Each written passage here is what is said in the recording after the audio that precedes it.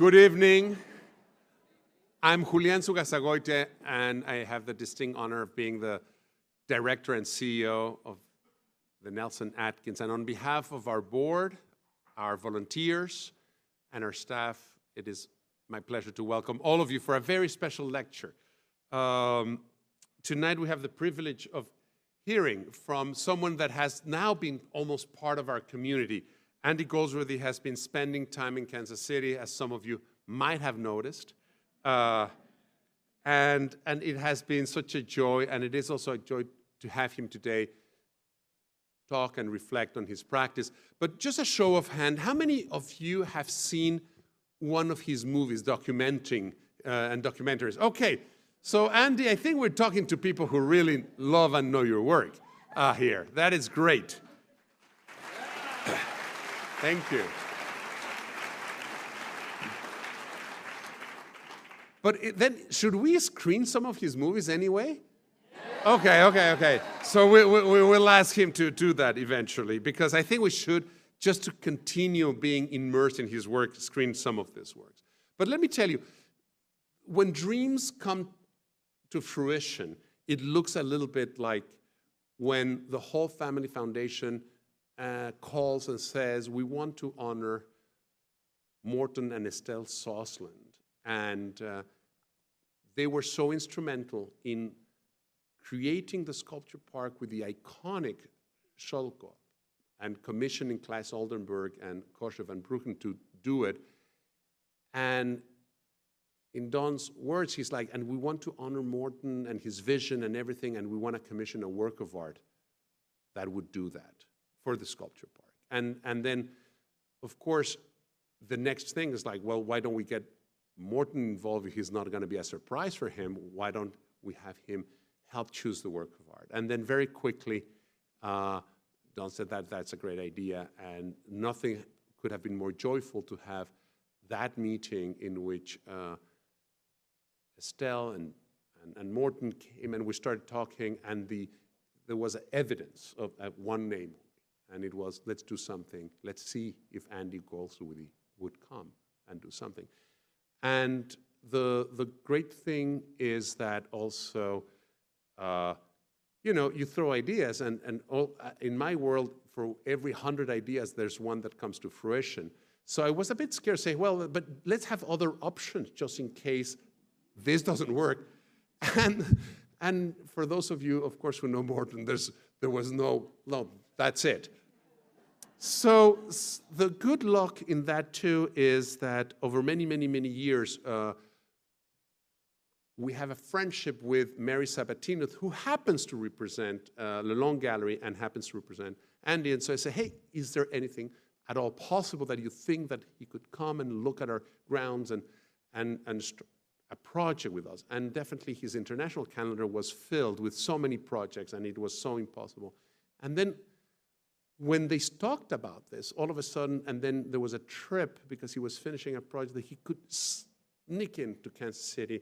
And I think the meeting between Andy and the Soslands was riveting, and I think the rest is history. And a lot of projects got cleared, and then we have the privilege. So I want to thank, of course, Mary Sabatino and Andy Goldsworthy for cleaning and clearing their schedule, so that something like this, so ambitious and so great, could happen, because it was very important to all of us, to of course, the Whole Family Foundation, to the Halls in particular, to the Soslands, that this would put in motion. And of course, what was great is that Morton and Estelle got to see the first phase of this. They were part of that. They were celebrated that. And Morton is a person that set so many things in motion in the city. And so what is great is that a walking wall that continues and continues in motion, and is the vision that Andy is executing on those great moments. So I really want to thank definitely the artist for having made a special time in his very, very busy to make it something very special, very ambitious. Part of the ambition of the project, as some of you know, was closing a street. He had never done that before. I want to thank all the neighbors, the city, Parks and Recreation, for helping us make that possible. So thank you.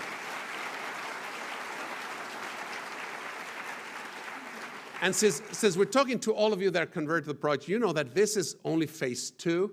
There are many more, so many occasions to come back, to see him work, to be part of this process, to be part of what is a journey, and a journey that is also being documented, that will also have more results in the future. But with no further ado, please help me welcome to Kansas City, to this podium, to the Nelson-Atkins, Andy Goldsworthy.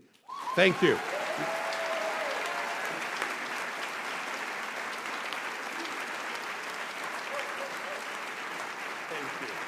And I didn't mention the stonework,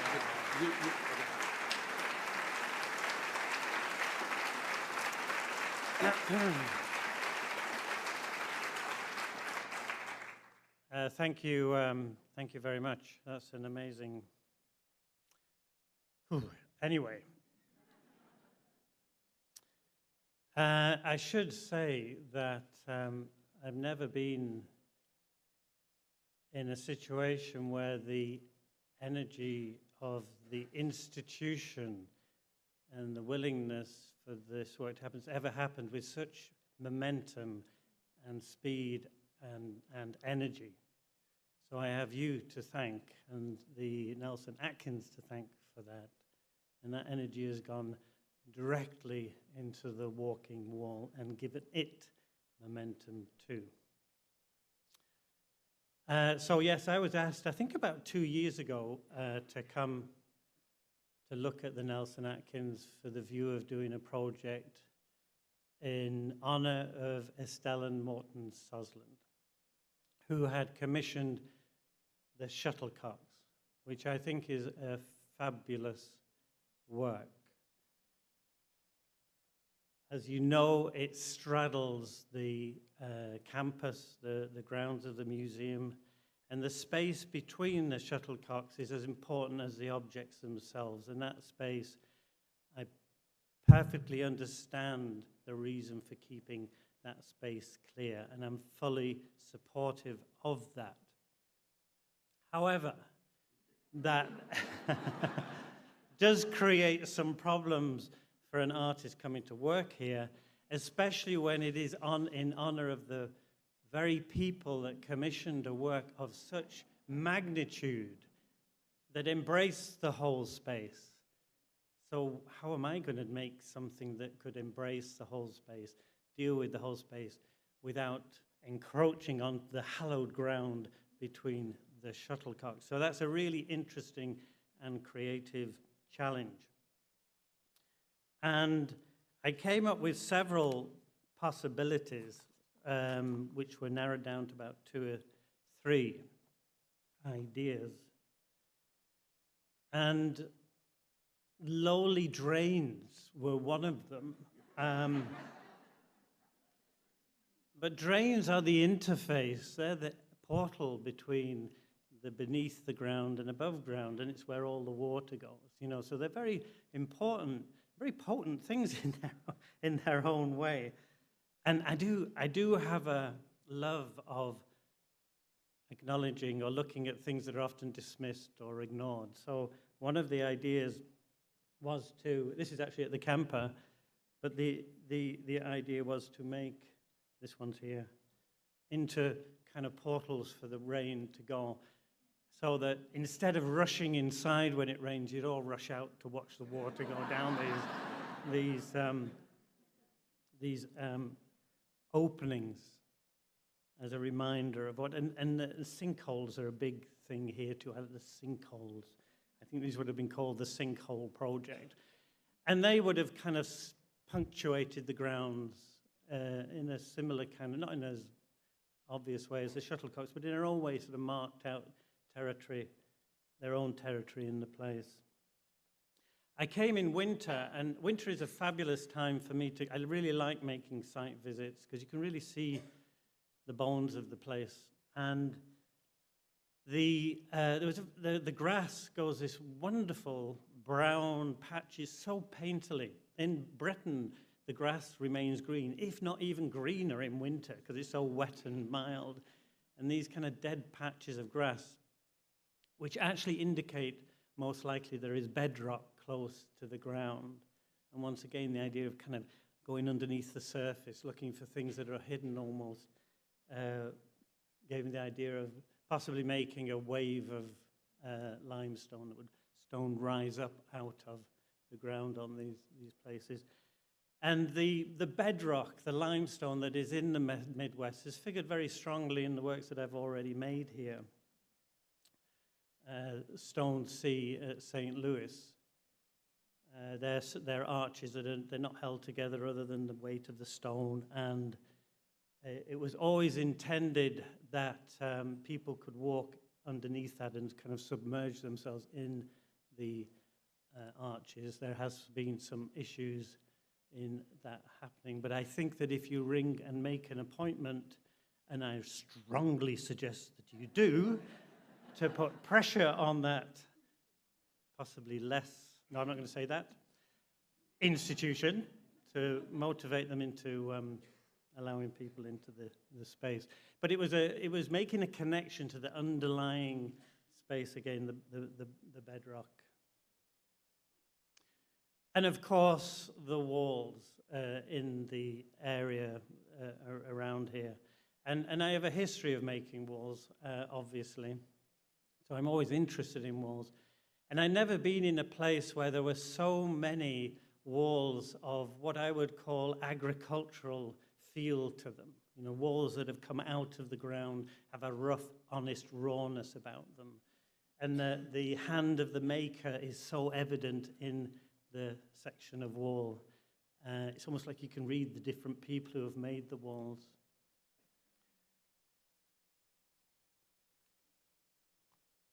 So I made the idea, or I came up with the proposal for the walking wall as a means of making a work that would embrace the whole campus, and as I said, but not claim it.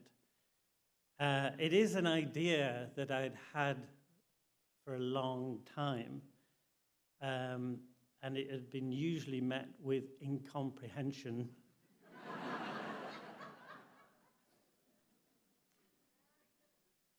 You know, oh yeah, I want to take that and down, and we feed the front, and it covers it. You know, and it was amazing how the Nelson-Atkins, and in particular Morton and Estelle, grasped the idea with a clarity that was astonishing and invigorating for me. And it's not like Morton and Estelle understood the work completely, but they understood here was an adventure. Here was something very special. And his and their support of the work has become a big part of it, because starting a work like this, doing a work like this, you just don't know what will happen in all sorts of ways, but I always felt them by my side. They'd been through thick and thin with the shuttlecocks and would be so for me too. I did a lot of drawings about where the possible routes were, and at the beginning it was confined just to the main campus, between the two buildings, the Block building and the Nelson-Atkins building. The drawings are important as a way of communicating the idea, obviously, but also a way of me trying to understand the kind of places and spaces where the wall will travel. I still have not resolved where it will end. This may be the point that our glorious relationship between myself and the Nelson-Atkins may hit a rock. I'm working on it. But I do feel we have between us this very special relationship that we don't necessarily understand how it will go where and what, but we have the experience and the vision and the skill to overcome the problems. Well, I hope so anyway. I mean, and as the project developed, it seemed to get root and tap into things that I hadn't understood, maybe intuitively or instinctively. When you launch an idea, I mean, I still am to some extent a stranger to this place. Making the work is making me get to know the place. But before I began work, and with the ideas, the initial with the walls, little did I know what a rich vein I was tapping into. You know, the Nelson-Atkins itself, built by William Rockwell Nelson, who took the stone out of the ground against the advice of his builders, who built miles of walls around here, insisted that his house would be taken down and the museum built upon it, the rebuilding and unbuilding. And then as I'm walking around, I read on the motto on the Platonis saying, art deals with things forever incapable of definition and that belong to love, beauty, joy, and worship the shapes, powers, and glory of which are ever building and unbuilding and rebuilding.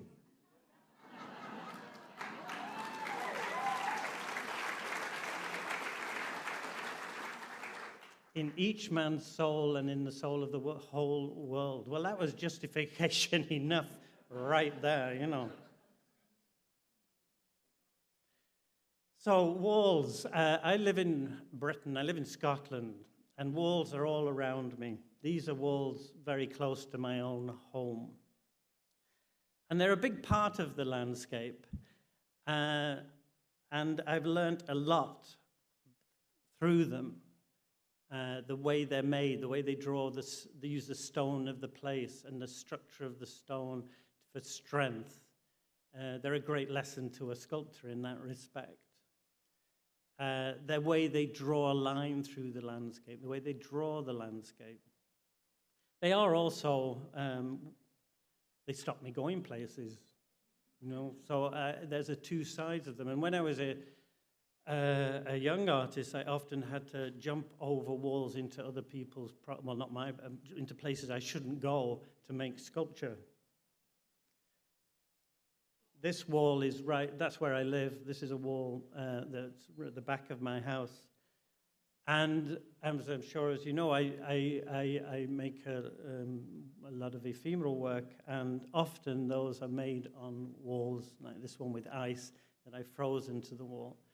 And the ephemeral work, the work with ice, the things that don't last, are really about trying to understand the world around me, the way that ice will freeze to a rock, the coating of the ice to the rock, the seasons, the weather, the light.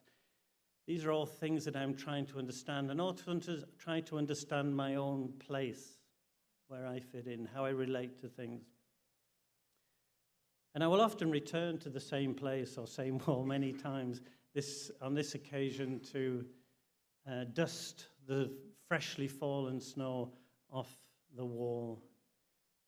And in Scotland, the snow comes and goes very quickly, so it was very cold and dry at the beginning of the day, and then after an hour, I wouldn't be able to do this. So I'm working not against time, I would like to say with time, but there's always this time element in the works. And then walls don't stand still, they do fall and collapse. And this is a line of snow drawing the top of the wall. It's a drawing, trying to understand the nature of that wall and the line that has occurred through time. That's with snow. There was a thin sliver of a drift just on the other side of the wall that I was able to gather up, and there's very little snow elsewhere. So it takes on that kind of very intense and magical quality as a result. And this is in summer.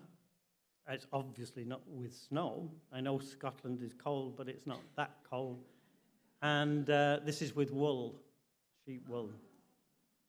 And I work a lot with wool, and it's a tough material to work with because of the inevitable woolly associations that it has. But wool and sheep are really have a profound, well, sheep have a profound impact, have had a profound and continue to have a profound impact on the British landscape. It is the reason we don't have trees on top of the hills. It was the reason for the Enclosure Acts and the clearances in Scotland, which put people off the land. So they've had huge social and political impact. and yet we perceive them as being pastoral and woolly.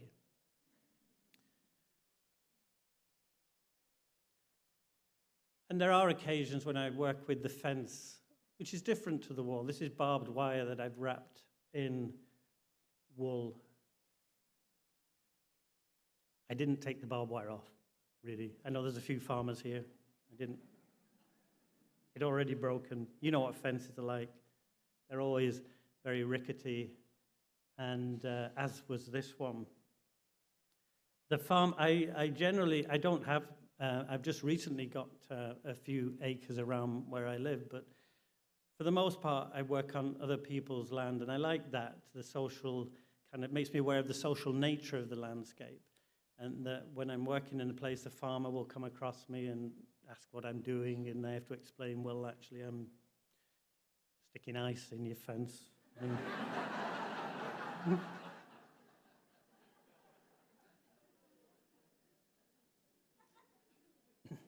But I think the thing that attracts me about the fence and the walls is they're identifiably human lines laid in the landscape. They have a human quality to them, which I actually physically explore on occasion. This is me leaning against fences.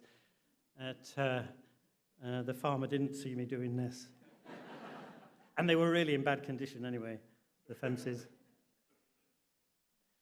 And my body is a very important part of what I do, the physical nature of what I do, the contact between my hand and materials, my body and the place is always been very, very important. And there has always been works where the body has become the subject and the material. It's probably become more so of late. And I often, go into hedges to do walks and to swim through a hedge or to walk through a hedge. The one that was on Rivers and not Rivers and Ties, leaning into the wind, which some of you may have seen, this hedge that I was walking through. And as I came out of the hedge, my daughter Holly, who is with me here, she was filming it for me, and as I got out, this farmer came up and started going on about were we filming it because there was some problem with the neighbor, and he was ranting about this whole thing that was like, what's he talking about? But it was that kind of tension that I feel in hedges and walls. They're not pastorally quaint things for me. There's tension in those lines, especially boundaries. A wall here that I made in New England that basically I separated so that you can walk into the wall. You become part of the wall. And it's quite threatening to go in there. It's above your head. And there is an element of threat in walls. The very first wall I made was this one in Scotland in 1989, I think. I moved to Scotland a couple of years earlier, and a local landowner very kindly has said, is there anything you can do to help, which was amazing. And I said, well, I'd love to have a few acres of ground to mess about with. And he said, okay, find somewhere. So I found this bit of ground. It was about 6 acres. And it was a kind of field with a bit of wood in. So the landowner went to the tenant farmer to see if he would let me rent me this piece of ground. And a farmer, being a farmer, couldn't give me the whole field. He gave me half a field. So because I only had half a field, part of the deal was I had to build a wall to separate it from the other bit. So I made this wall that incorporated 2 sheepfolds so that it became a give and take wall, in that the sheepfold on my side, on this side, opens onto my land, and the sheepfold on the farmer's side opens to mine. So we were sharing it. It was a wall of sharing. And it was, I'll just say, when I climbed up the mountain to look at the hill, to look down on it, and seeing how it connected to the network of walls around it, that was the most interesting, one of the most interesting aspects of it. And I think originally I was going to put a sculpture inside the folds, but obviously the fold itself was far too interesting and beautiful for that. And just the fact that sheep couldn't come on my side anymore caused this.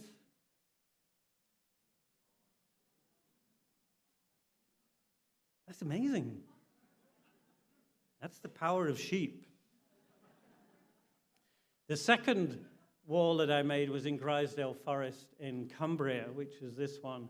And this is a photograph I lifted from the internet showing probably more or less what it looks like now.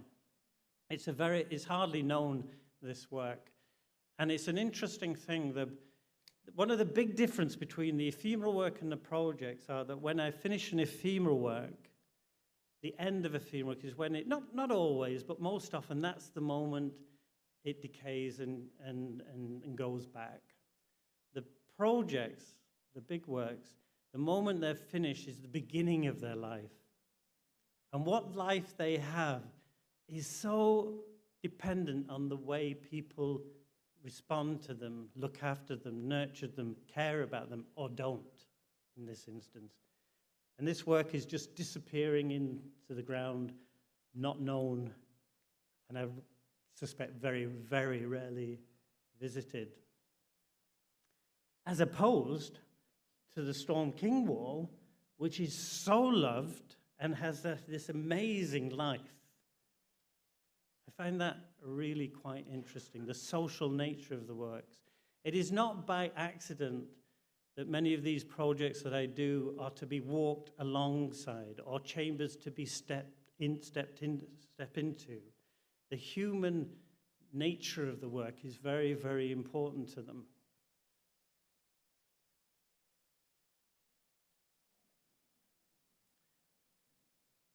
I should say that the wall in Grisdale became known as the wall that went for a walk, and the wall at Storm King for a short time was called that too.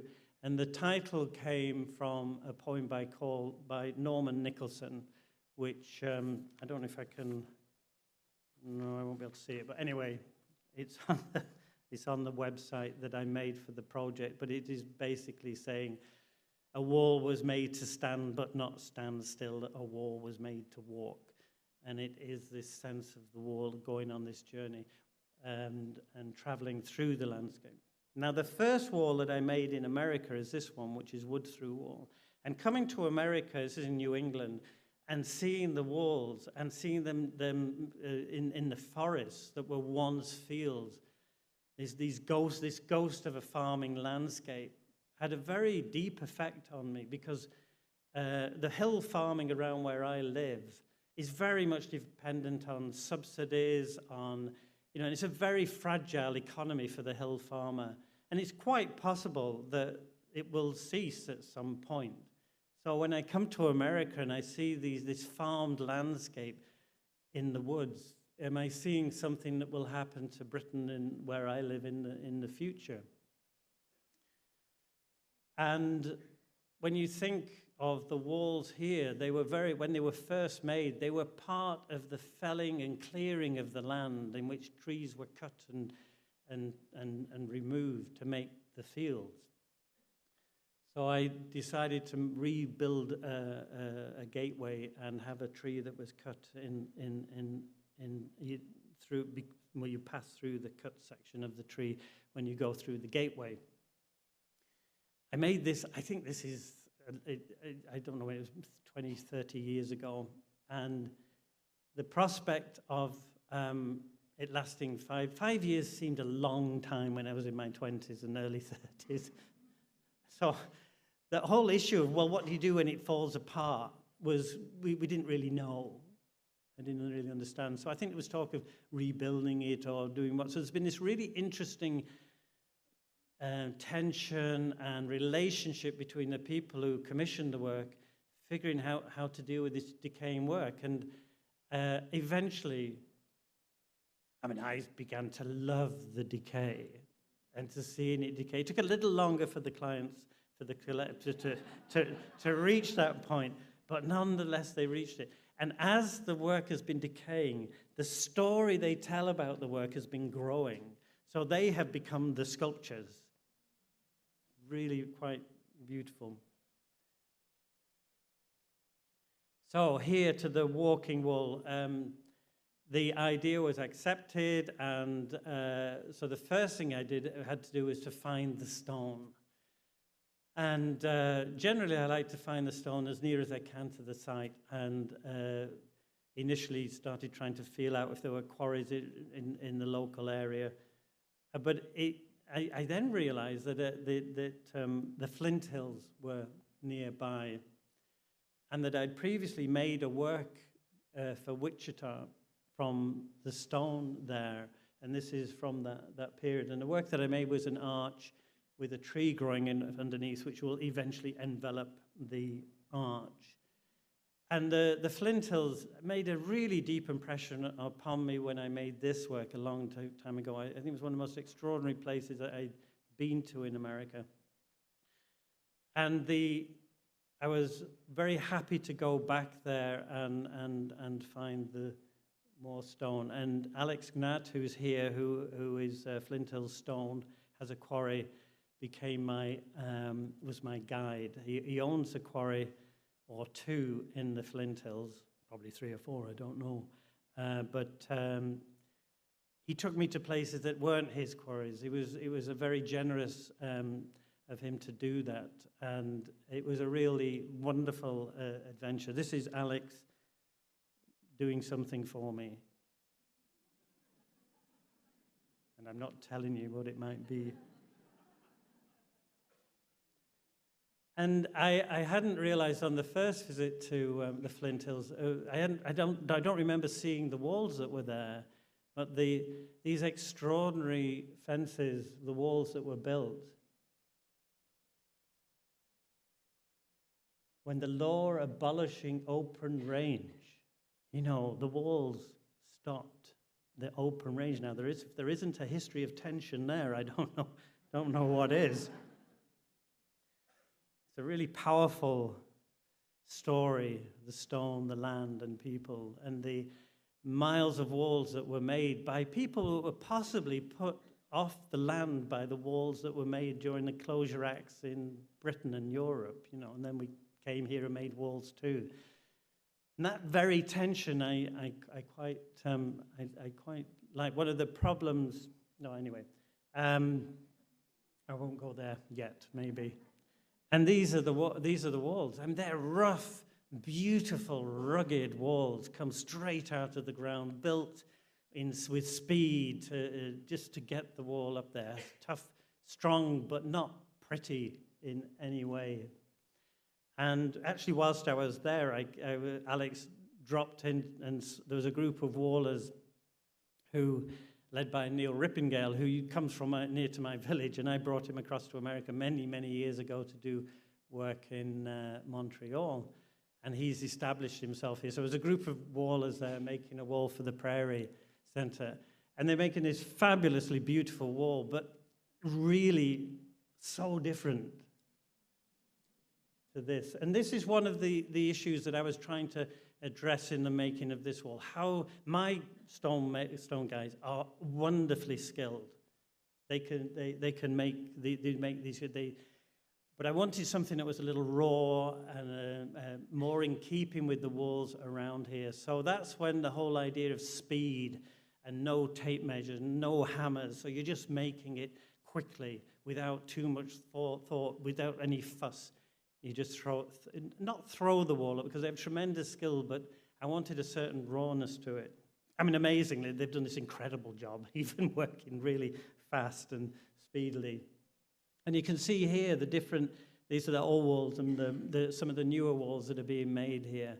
And they have so much soul and character, the rough wall, as opposed to something like this that is built largely with cement and the stone stuck on, a little bit like you would tile a bathroom.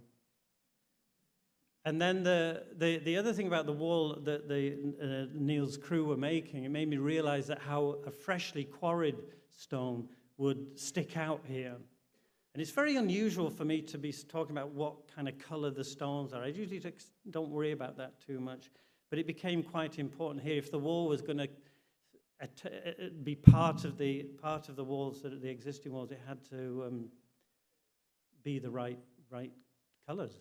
And so I had to find a mixture of quarried stone and then stone from old quarries like this one, which is Howard's quarry. And this was just the most amazing place to go to this quarry that hadn't been quarried for 30, I don't know how many years, but many, many years, and the piles of stones that have been left. And that's Howard. And to meeting people like Howard and Alex and his family and Howard's family, it was a real joy. I come from I live in a farming, rural place and work with farmers all the time. And despite what I say, they're pretty supportive and tolerant of what I do. And likewise here, there was an enthusiasm and tolerance of this artist coming and asking for the stone. So I spent time gathering stones, figuring things out with one of my helpers, Fife, who some of you will know. I stayed on for a week and then left him, I think, for a couple of weeks to gather up stone, and this is in the quarry. And I brought a small section back to Kansas City just to see how it would marry with this existing stone. Because it's very important that the wall tapped into the network of walls that are here, that it fed from those walls into the work. So it's actually an endless wall in some respects. And this is my amazing crew. The big challenge was to get, yay!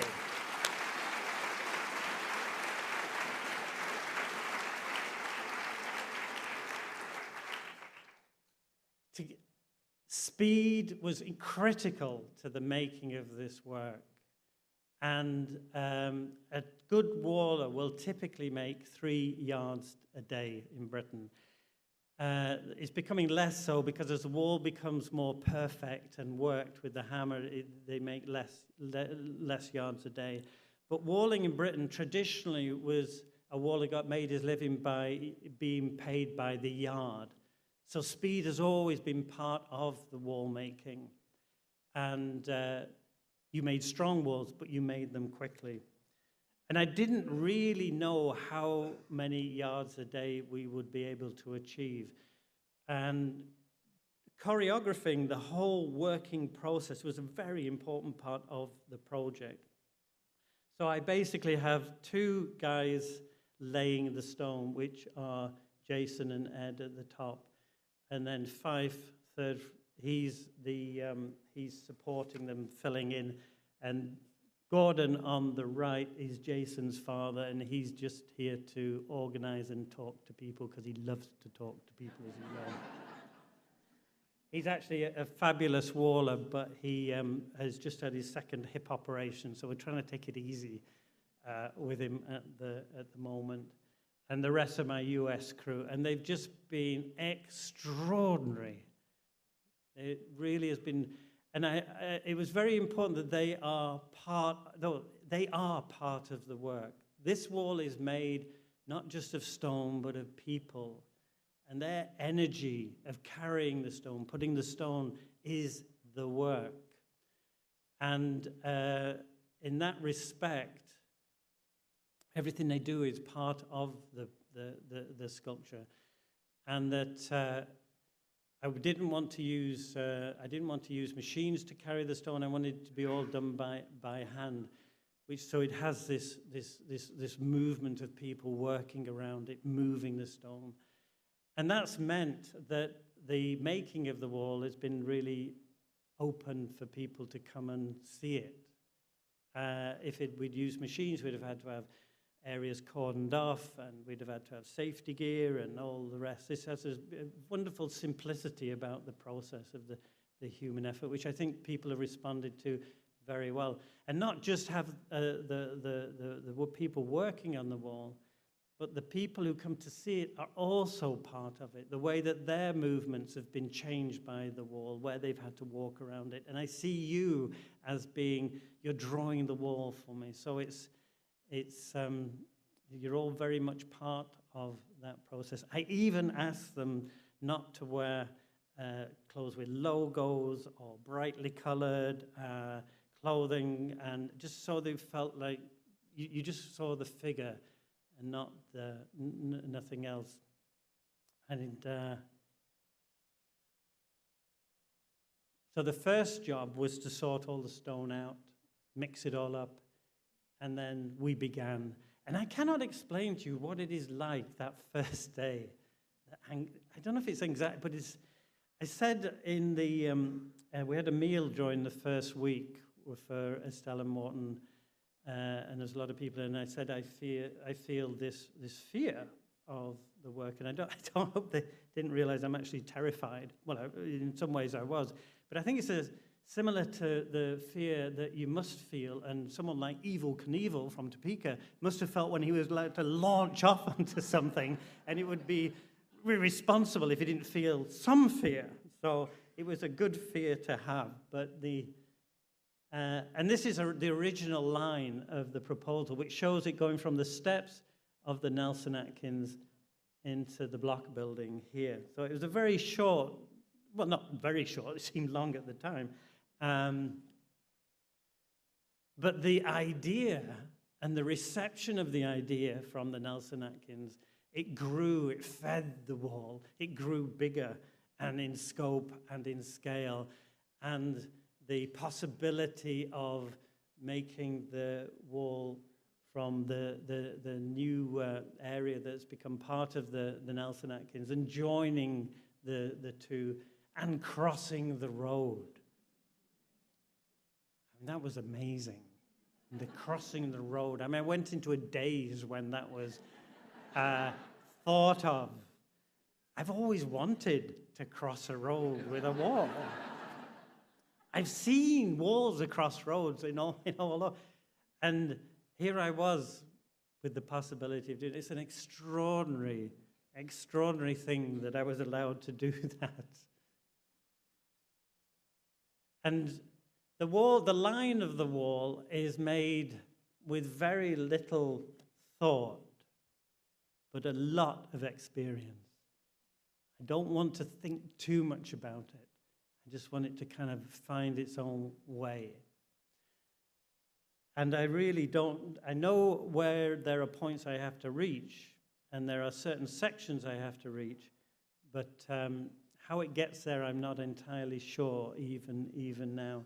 So stage one saw the wall get to the road.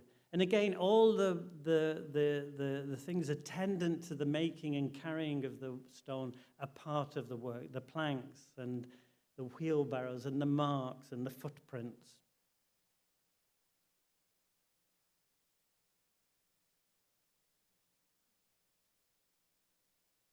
And one of my jobs, apart from directing where the walls go, is to start extracting the story or in terms of images. Photography is very important to my work. This work is not being made for photographs, but it's generating a story in images. The camera is like a sketchbook, a notebook, a manual. It's a way of gathering and thinking about the work. As Brancusi said, why talk about sculpture when I can photograph it? And I think photography has this really important role for sculptors, as a way of looking at the work, talking about the work, and examining it.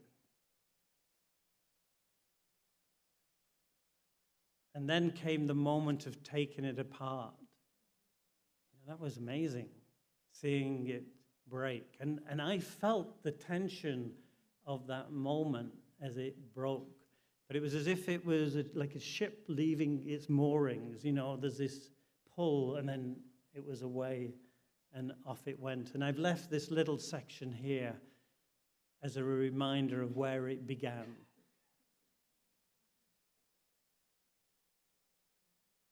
And off it went. So for those who, I'm sure you all know, but I will say now, what is happening is that the wall, the section that is broken away, is about 100 yards. It's not exact, it's about.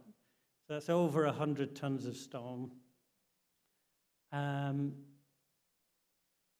rear end is being taken apart and fed to the front end.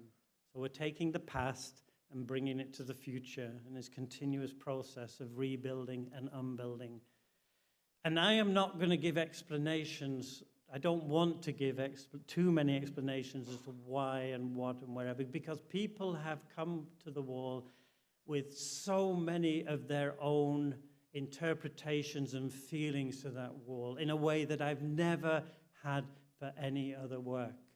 And I don't want my sense of what it is to override those. It's been, and to some extent, I don't understand entirely what is happening here. I just know that I'm on an adventure and a journey with this wall that is taking me into territories and areas that I've never imagined. And I can ask for nothing better of a work, of an artwork, and of art generally, to put me into this sometimes really uncomfortable place. You know, crossing the road, it could have gone both ways.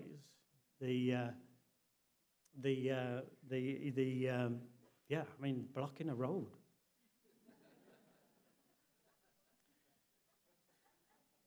It would be, most of the abuse, and there has been there's been a few, they're all from the car, they go by, and, two that I remember were,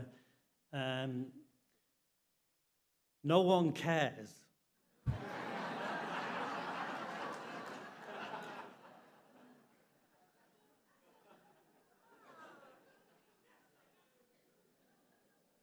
Yeah. And the other one was loser.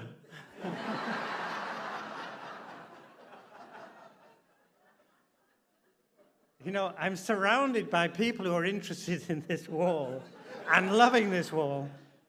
And I'm in Kansas City with this amazing crew, this amazing institution, making this incredible work, and I'm a loser?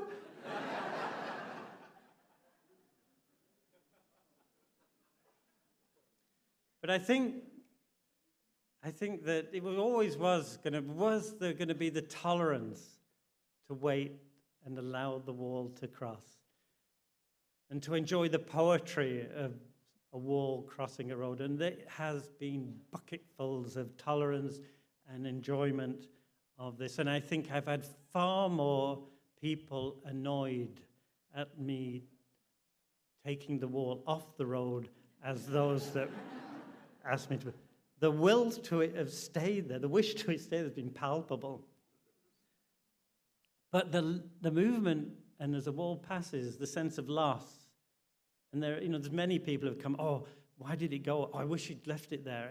That's part of the work too. Things that pass.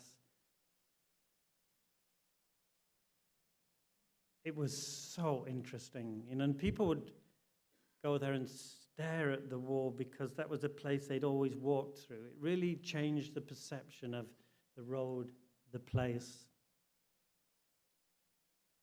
It went pretty quickly over it, I have to say. It stuck a straight line. It didn't hang around. And it has been a work. We are working through the year. The first session was in late winter. We had the snow and the ice, and now we're into spring with the rain and the thunderstorms, and that's part of it. And then it's been interesting because most seasons we work in, everybody goes, oh, well, you could have a good spring, or it could be a mild winter, or it could be a lovely autumn. When it comes to summer, everybody goes, there's no relief.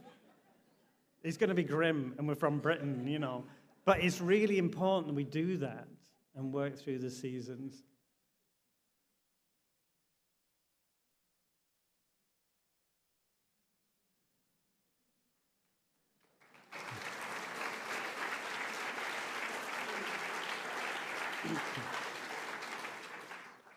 I'm hoping or intending to construct a documentation or a photographic work from the walking wall that will become part of the museum's collection. The story that it is leaving behind is an important part of the sculpture.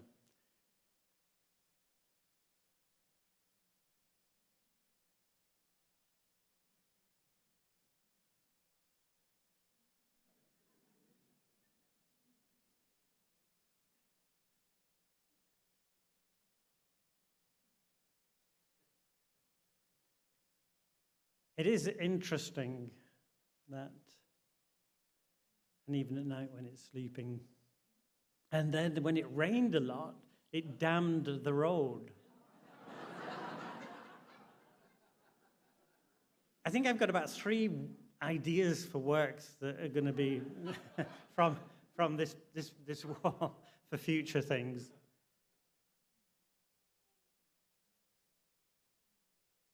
And of course, the trail. I always knew it would leave a trail.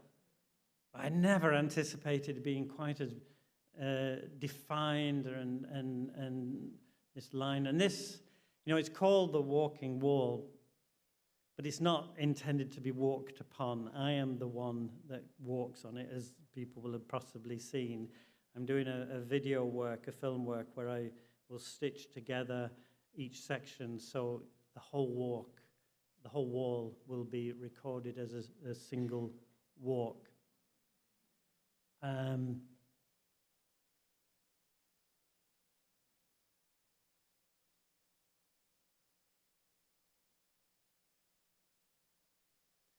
then we took it down over the row off the road, and the length.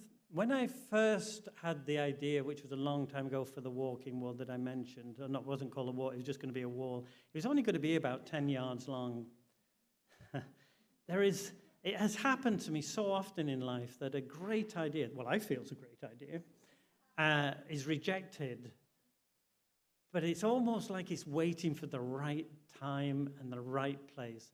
And this is the time and moment and place for walking wall.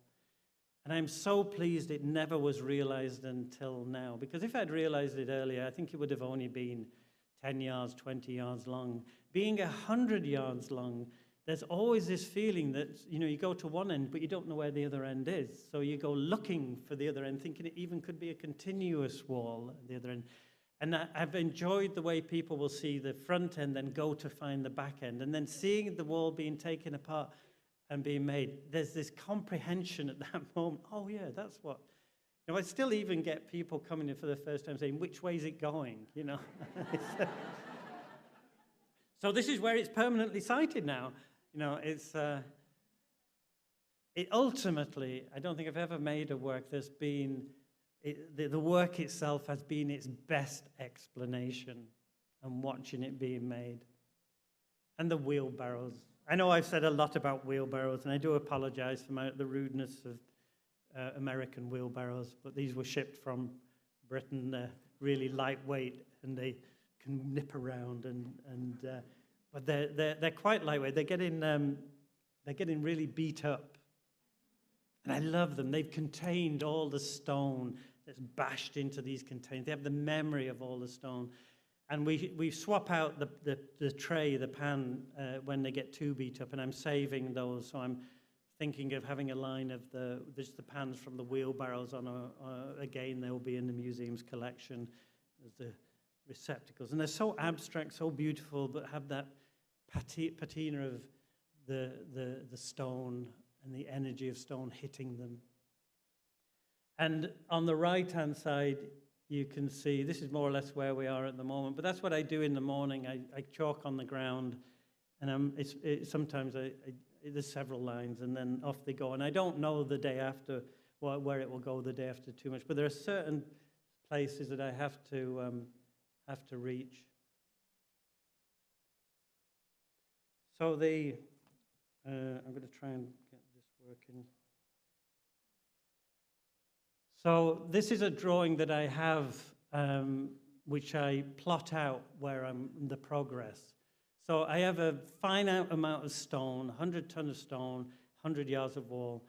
There are certain points I have to reach so that I minimize blocking off paths and access when I leave. It's okay to block off places for a few days, but to block it off for 6 weeks, because the wall, as you all know, there are 5 stages, and in between these stages, it rests for several weeks. So when it stops, I can't leave it halfway across the road. I had to stop on the other side of the road. I had to clear the road on this trip. So those are the parameters. Those are the parameters that I work in, and we are now here. This point there, where it went round the side of the stairway, happened because Jason, one of my wallers, said, "Why don't you take it by there?" And I go, "Oh, all right, that could be interesting." So I did. The implications of that caused problems for here. So all these wonderful squiggles now can't happen because I lost all my wall here.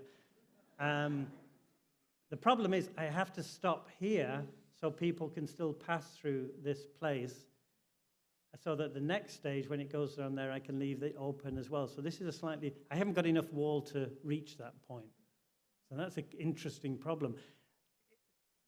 Also, interestingly enough, this area, strangely, is really fragile. It can't take much weight because of the roof structure.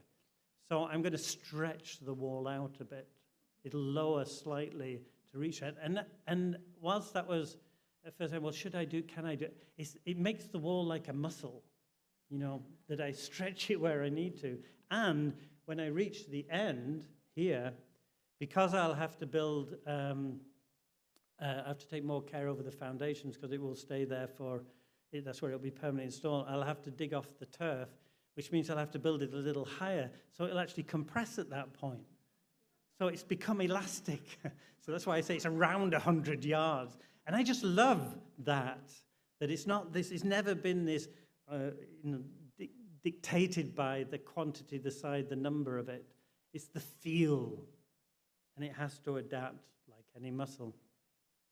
So stage 3 will see us go to here, one way or another, and then stage 4 will go down here and stop around there. Now I have to go down these stairs. I don't really know how we're going to do that. I just know that with I think I've reached a stage in life where I am confident enough to not know what I'm doing.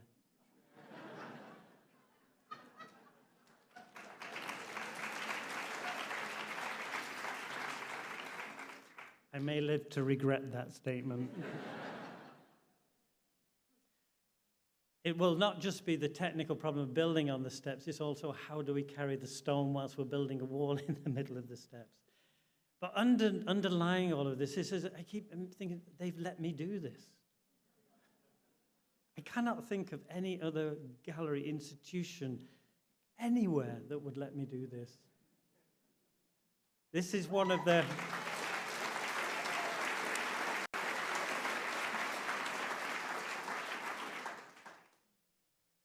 It is one of the most extraordinary museums that I've ever worked in. On every level, the sense of cooperation of people working together and commitment to the project has been quite extraordinary. And the openness of this institution to its surroundings. There's so many doors in this museum, and in any other place, you'd think it was locked. Here they're not. It's open. And there's no desk behind every door that everybody's forced in. I'm very, very proud to be making this work for the Nelson-Atkins and Kansas City.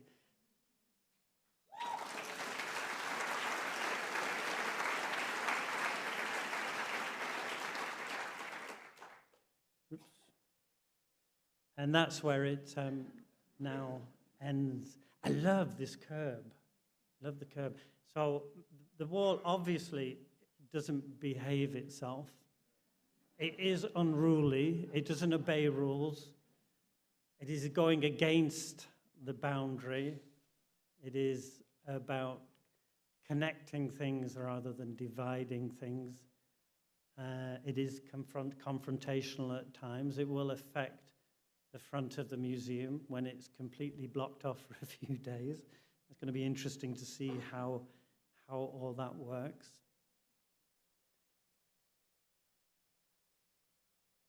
it really has, oops, sorry. And that's the end of the wall, almost as we finished it. And as I said, the shadow that it is left behind is an important part of the work. This line in the grass. Now I'm gonna ask you to indulge me a little bit, okay? Because I have got a tendency to get a little obsessed about certain things. And many of you might have seen me hanging around waiting for it to rain. And this was the first session, the first stage before we crossed the road. Now, the making of shadows, I just love doing. Typically, it rains, I lay down, continues to rain, I get up, and the shadow disappears. And these are on video, so these are stills from video, so the whole thing is a film. What I didn't realize, and you can see from the photograph here, before it's got wet, was all these crazy lines in the pavement that came out when it was raining.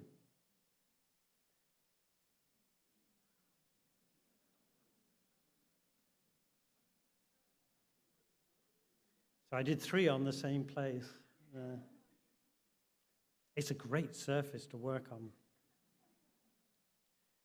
I also make shadows on when I stand still, often in the dark, but knowing that as the sun rises, it will cast my shadow onto the wall or stone, or in this case, building in front of me. And I stand there for about an hour and a half without moving, so they're on films. And there's this really beautiful moment where my shadow starts to come out of the stone. I'm totally obsessed with these.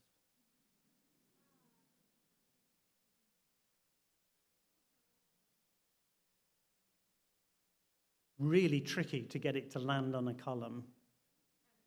That's not me there, that was a passerby. But you can see me just starting to appear out of the column here.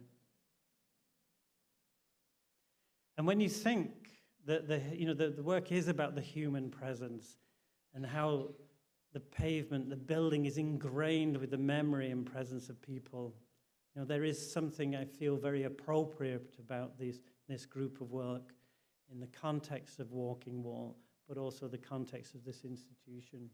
Oh, and I will sometimes standing trees. This is pretty painful.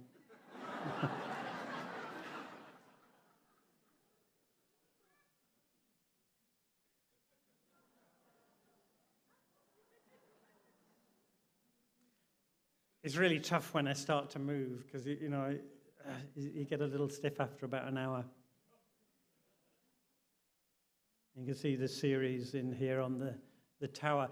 And this is by chance, but the moon was setting as the sun was rising. So the film shows the moon setting and the sun rising. And whilst I cannot control the light and the chair, I've learned so much about light and dawn and sunset. And it's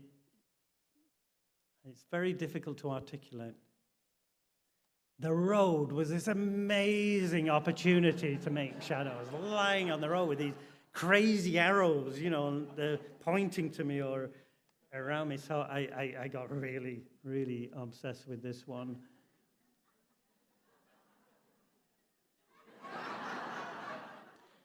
And what you got to realize that, people often say, oh, they see me there and say, well, do you want me to get a hose pipe?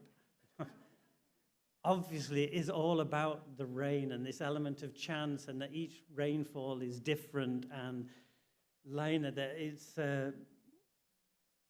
this particular one is a single thing. So I lay down on the top row, and then it continued to rain. So the far right-hand image is my shadow's completely gone, but then it stopped raining.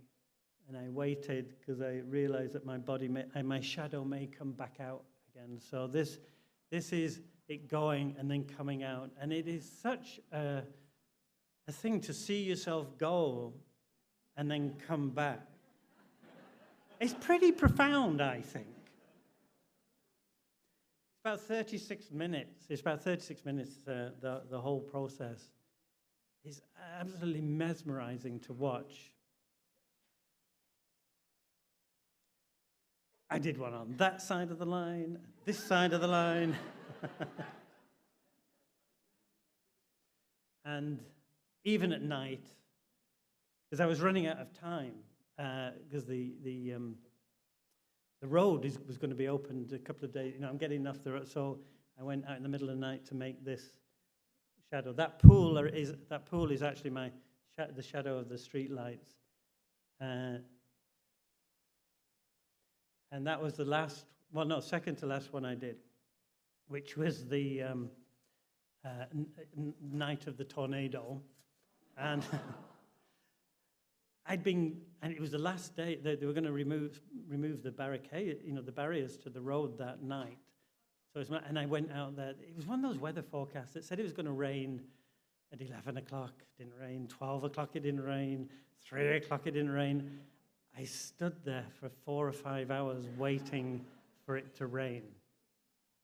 And then about 7 o'clock, it started to rain, and and I lay down, and then got up. And when I got up, all the tornado sirens started going off. It's probably pretty stupid that I was there, and I don't understand tornadoes, so I know enough about weather and the land to be aware of the dangers, but I was totally obsessed with the shadow, and it began to dry out. So the actual video of this, it's about an hour, is me lying and then all this incredible sound and the music. And I don't know if you've ever been here. Well, you will. Obviously, lots of you have. But the sound of the siren coming up the road, it was very, and on the video, it's quite beautiful. It's very melancholic, but I know I shouldn't have been there, and it was totally irresponsible. And I will never do it again, promise. In some ways, being out there, at least I could keep an eye on things, and I was ready to leg it into the safety of the basement of a nearby house. And then I actually did one more that night, but my foot was out of the frame, isn't that, whatever. And in the video, it's got a couple of people come up and say, "Are you all right?" Which is, I think, really reassuring, because when I've done these on the streets of New York, no one gives it. But he was so respectful. This guy says, and I can't move because I made sure. He says, "Are you okay?" And I said, "Yeah, fine." He said, "Okay," and then went on. So it was a wonderful combination of caring and tolerance, I think. And so they were, whilst I was making this one, they're actually taking down the barricades, so you can hear them taking them down as I'm building it. And then a car came through. I really love doing those. And the shadow that the wall has left behind it. The memory of this wall is embedded in the place, and the memory of the people who've seen it being made. And that, as you know, it will be eventually permanently installed, part in and part out of the gallery. Most of it will be outside. And I hope that will talk about the journeys that many objects make on their way into the museum, and as a reminder of the connection and the lives they had outside of the museum, the lineage that they have. And they're not just the object, but they're the hand that held the object, the culture that lived with that object, the place it was made in. I couldn't think of a better context for that. And there has been people saying we have to preserve the path, the line. If you want to preserve it, just keep walking it. I have a wonderful video of it. There was somebody jogging, and then they came up and ran the whole line. It was, and I said, "Can you do that again?" And so I got him doing it again. He was so, And he did it twice. He was really... So that's the way to keep it. And you are walking the wall. You get the chance to walk the wall. And it is somewhat reminiscent of a work that I made many, many years ago, which was a chalk path in Sussex. And chalk is white. It's the color of the ground there. When you dig down, you get white chalk. And I made this path to be walked at night. So it led you through the wood. It was such because of the safety of the white line, the woods became darker and more mysterious and more threatening because of the white. It was very, very, very interesting to make. And it is this work that Estelle and Morton lived with, because they lived near to this for a part of their life. And it's a really, for me, a very poignant connection. The walk they made there has led to the walk here. And the commission was made in Morton and Estelle's honor, and it has been a huge privilege to make work for them. I only knew them, Morton, over the last 2 years during the work, and he wasn't in the best health, but that man had such energy, fire, and passion. He wrote to me after the first stage, and he said, "I quiver with excitement in anticipation of where you may go and where it may lead you." You know? I've rarely come across anyone that has displayed such an extraordinary, visceral passion for art.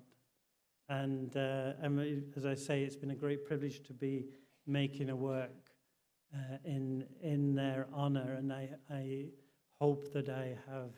I mean, I feel that Morton's spirit is with me when I'm making this work. So for Morton and Estelle.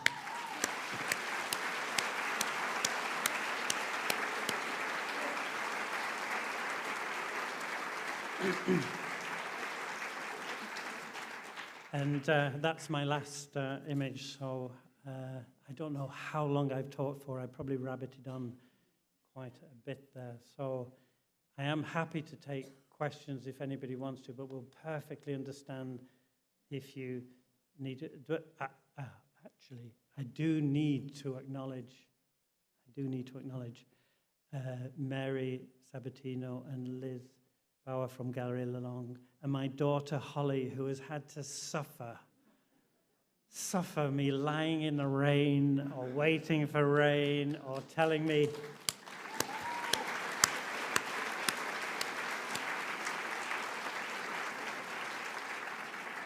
when it's a good moment to get up. I'd also like to thank you all and all those people who have been so supportive of the wall, my crew, and myself.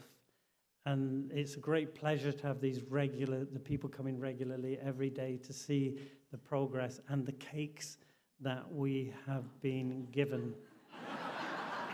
Much appreciated. And that I have been invited out for dinners and lunches. Unfortunately, I can't do that, and it's upsetting I can't. So what we're going to do for the neighbors is we're going to organize an event for the neighbors so we can have a celebration of that. And I've also been given a lot of cards from people, business cards, whatever, and I've lost them all. I am so sorry. If there is the professor of geology who gave me his card, who wanted to take me on a geological tour of Kansas, is present, could you please give me your card again? And well, just thank you very much for the Nelson-Atkins, the Hall Foundation, Morton and Estelle, and Julian and the whole institution for bringing this incredible work into fruition and bring it to life. It has been extraordinary. And I look forward to the next stages with great anticipation and some fear. Thank you very much.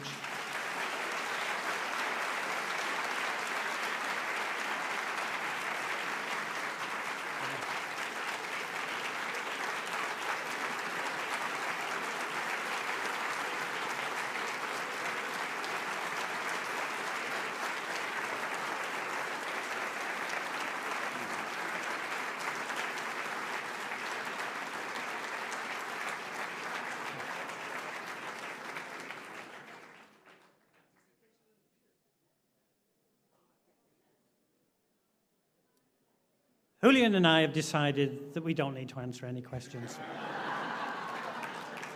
Thank you very much.